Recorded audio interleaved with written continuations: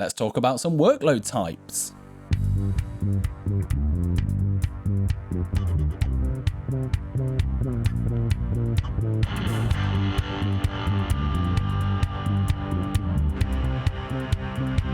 So, in this video, we're going to be covering workload types, and I'm sure you can't wait to get into it because it's another amazing artwork video from myself. And yeah, we're just going to be covering how deployments and replica sets work within the context of a pod, how daemon or DaemonSets work in the context of a pod, and StatefulSets, jobs, CronJobs, all that good stuff. So, I know you can't wait to get into my awesome artwork, so let's just get straight on it. You're going to have to just put up with my awesome artwork for just a little bit longer. The reason for this is because I feel like drawing it out might actually help visualize how this stuff's put together. When I was first learning, I was reading nothing but YAML files and documentation, and to be honest, it can get a little bit confusing around the labeling and things like that if you're new to it all. I mean, that's just me. Some people are visual learners, some people are active learners. I have a bit of both myself, but yeah, I figured I'd draw it out because it might help.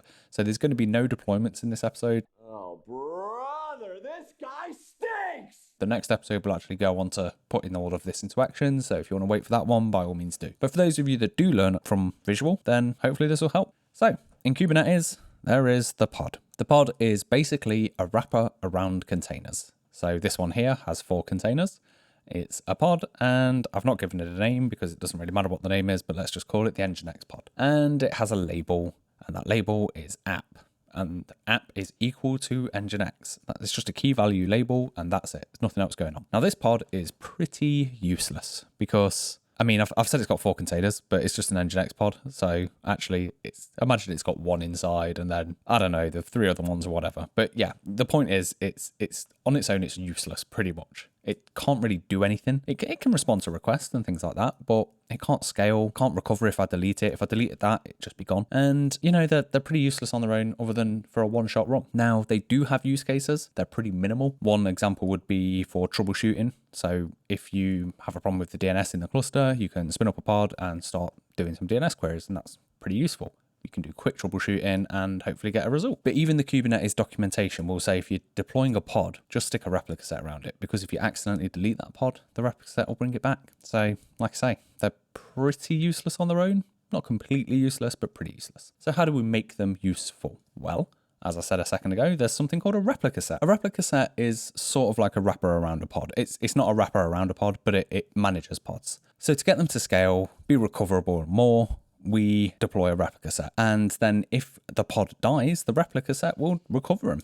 And it will also allow us to scale the pods as well. We can define the pod so that the replica set is responsible for it by using label selectors. So as I said, the pod's got a label app equals Nginx. We give the replica set a selector of app equals Nginx. Now the replica set will also have a label of its own. Doesn't have to, but it can. And that's what I've written up there. So it might look a bit confusing. You might be going, okay, but label and selector equal the same thing. Well, the label in this scenario up here is it's the label of the replica set itself. The selector is saying, look for a pod that has this label and manage it. Once it finds the pod, which is this one down here, this pod will be given some owner references that point back up to the replica set.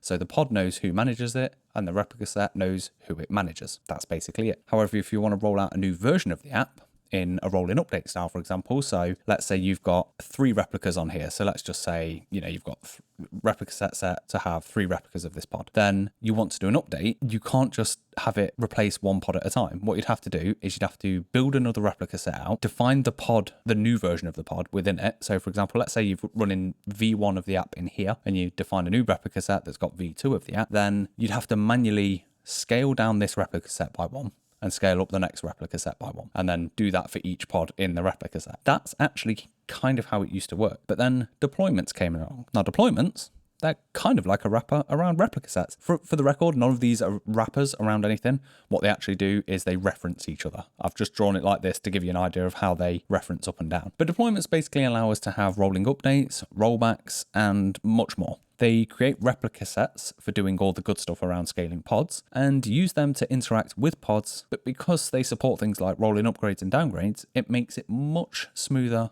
and easier to automate the process of rolling out a new version of your app. So like I say, let's say that this ReplicaSet has 3 pods. So I'll just draw 2 more squares here to represent the other 2 pods. And you say to the deployment, I want to update this Nginx image with the next version. So let's call this V1, okay? And you say deployment, I want V to deploying. What it will do is it will create a new replica set, and that replica set will have the 3 new pods. It will still have its 3 replicas unless you change it. We'll have the same labels, the same selectors. And what happens is this replica set over here has a new name. So for example, this first replica set might be called Nginx-1234. The second replica set would be called something like ReplicaSet-5678.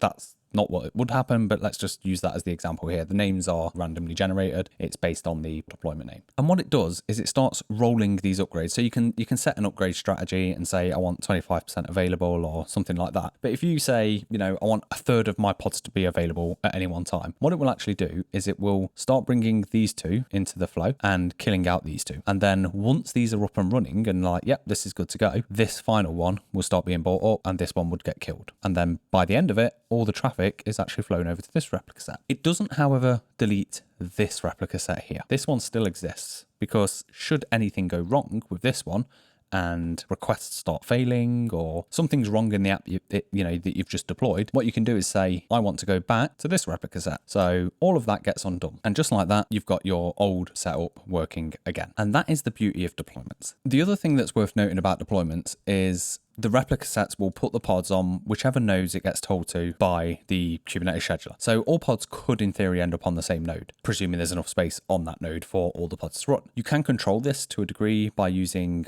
affinity and anti-affinity, which we'll get into in a later video. But if you want one pod on every single node, then you really need a DaemonSet or DaemonSet, depends how you want to pronounce it. A DaemonSet works much in the same way as the ReplicaSet/deployment did in that it deploys pods. The only difference is that it puts one pod on each node. So it still works in the same way in that it's got a label selector, which references the label in the pod. The pod then has an owner reference of a DaemonSet, and same way as a ReplicaSet did. Like I say though, the difference here is that you get one pod per node. So if we imagine here that we've got 3 nodes, then what happens is, as I say, one pod of this DaemonSet gets put on each node. You might be wondering why you do this. Well, actually, it's really useful from the perspective of, say you want to collect logs from every single node. Well, you don't want to miss a node, so a DaemonSet puts a pod on every single one. And there might be another case where you want a monitoring daemon to be run on every single node. Well, again, this is a good example of where you would use that. There are a number of use cases. You'll see them used a lot across many projects. I guess another example would be the container network interface. That has to be on every single node so that networking can happen between pods. So that's another example. You'll see it with Calico, with Cilium, and all the other network, interfaces for containers. So that's how a DaemonSet works. One pod per node. Sometimes you need states in your pod. I can recite all 50 states in a quarter of a second. And by state, I mean consistency. An example of this would be if you were running something where the same storage volume needs to attach into the same pod, or its replacement every time it comes up. What I mean by that is, say you had one particular pod and that pod got killed or deleted. When the new pod comes in, the storage that was attached to the original pod should get attached to the new pod. That way, no data is lost. Or maybe you need a pod name to be consistent and not randomly generated. One such example of this would be if you were running a Cassandra cluster in Kubernetes. Now, if you were running a Cassandra cluster and you know anything about Cassandra here, then you'll realize that in the config, you have to specify the node names for each Cassandra node. In this case, these nodes are pods. Well, if you're randomly generating pod names, which is what happens with DaemonSets and deployments, then how do you define the node name in the config for Cassandra? StatefulSets. So what happens with a StatefulSet is, let's say we have a 3-node Cassandra cluster. The way a StatefulSet works is the name would be something like Cassandra 0, Cassandra 1, and Cassandra 2. Now, should one of these pods get deleted, the next pod that comes in to replace it would have exactly the same name, which means the Cassandra cluster itself will always know what pod is responsible for what data, for example, or what split of data. I'm not going to go into how Cassandra works right now, but this is one of those examples. Also, the storage that's attached would always get attached to whatever pod replaces it. So, as I say, if this particular pod gets killed, the storage would get severed, and then a new pod would come up, and the storage would get reattached to that pod, and no data's lost, no information's lost. The cluster can reconcile because, it's still got a node, as it were, called Cassandra 0. And that's the beauty of a stateful set. It means that you can have states within your cluster. And that's pretty much all a stateful set does. That's the difference between it and a deployment or daemon set. Now, a stateful set is much like a deployment in that it can end up on any node. So things like anti-affinity and affinity become more important if you want to make sure that pods are put on different nodes. Now, it doesn't guarantee they will be put on different nodes. It's a best effort. So if you have 3 pods and 2 nodes, well, 2 of those pods are going to end up on the same node. But that's how a stateful set works. And that's the difference between a deployment, a daemon set, and a stateful set. We'll look into examples of all of these in the coming videos. Finally, there are cron jobs and jobs. A job basically creates 1 or more pods and will continue to retry the execution of the pod until a specified number of them successfully complete. As one completes, the job tracks the successful completions, and when a specified number of successful completions is reached, the task is completed. That's it. It's just a job completed. It's basically batch work. So you can say, I want 6 iterations of a job to finish, and once it does, we're good to go. We're good to call it complete. So you can set a back off limit and things like that as well, but it's essentially all a job is. It's just kind of a one shot, do this, and it will keep trying until it completes unless it hits its back off limit. That's all a job is. There's also a cron job, and a cron job is pretty much the same thing that you get in Linux, like in terms of the cron tab. It's meant for performing scheduled tasks regularly, or regular scheduled tasks, such as backups, report generation, and so on. Whatever you really need to run regularly. So it is essentially a wrapper around a job. That's pretty much what it is. You define a cron job, and then the template within the cron job is just a job. So if you have a batch job that might change each time in terms of how it runs, then you'd use a job. If you have a batch job that runs every single day, for example, you get to the end of a day and you do something like run a report against how many sales you've made that day, then a cron job comes in then. Because you could say at 30 minutes past 1, every single day of the week of the month, run this task. And that's all it is. It's just a wrapper around a job and runs in exactly the same way as the cron tab does on a Unix or Linux system. That's it. There's not really much more to say on it than that. And that's basically all of the kind of controllers / workloads that you can deploy. So that's where I'm going to leave it. And that's it. That's your lot. I said I was going to do some amazing artwork. I'm sure you are absolutely blown away by the work that you've seen. And yeah. You'll be able to go to a museum soon to see that amazing work put up on the walls, or, probably not. In the next video, we're going to start looking at actually deploying all the stuff we've just talked about. So we're going to actually get back onto the cluster, write some YAML files, do a bit of imperative as well. So yeah, we'll do a bit of all of it. And I think that's all I've got to say for you today. So I'll see you in the next one.